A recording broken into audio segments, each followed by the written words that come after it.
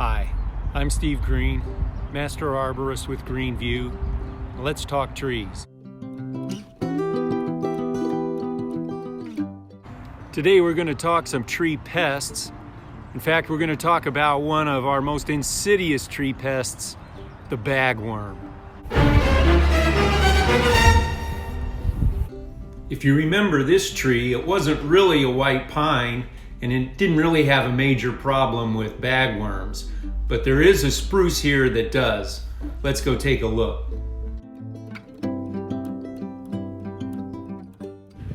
Here they are, lots of bare branches and bagworms hanging.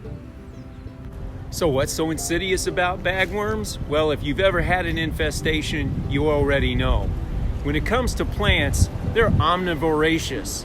They're foliar feeders and they will feed on just about any plant they land on.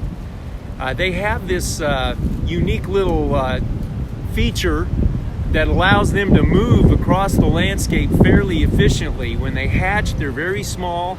They'll climb to the top of a plant and do this thing called kiting or ballooning. They'll spin a small thread that the wind catches and moves them from plant to plant.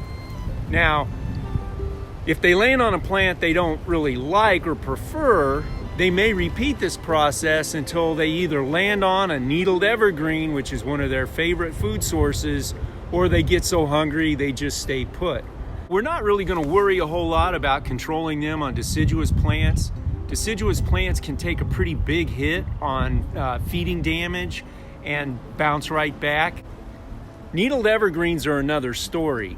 Heavy defoliation on a needled evergreen could be a pretty serious problem. Evergreens store a great deal of their photosynthate in their needles, so if they get hit pretty hard by bagworms, it can be pretty devastating. It can cause decline, even death. Because of the way they move around, bagworms will often land in the top of a plant first, and the pattern of dieback is from the top down, as we see in these arborvitae. There's exceptions to everything in nature. In that spruce we looked at first, the dieback was heaviest at the bottom. A couple of things you should know about bagworms. The sex ratio is about 50-50, so about half of the cocoons you'll see on a tree are female.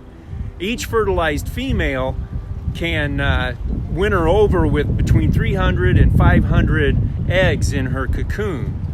So sometime in late spring, all those tiny little eggs are going to hatch and begin devouring your plant. They'll glue little pieces of foliage to the cocoon they make around themselves. That's their disguise. The timing of that egg hatch kind of guides us in our scouting.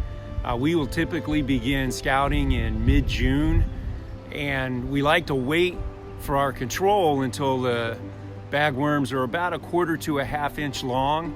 That way one spray application will generally control the entire hatch. Cultural controls are pretty simple. Physically remove the little bags, destroy them or remove them from sight. You don't want to just throw them on the ground. That won't accomplish much. They'll hatch and go right about their business. Chemical controls, as with any foliar feeding insect, are pretty successful. Timing is important. You want to wait for them to be big enough that you get the whole hatch. You don't want to wait too long. If you don't notice them until late summer after they're already done feeding, we won't be able to get any pesticide in them and control them. If you'd like to know more about our insect management program for bagworms or other insect pests, contact me, Steve Green, Arborist with Springfield, or one of Greenview's other arborists. Thanks.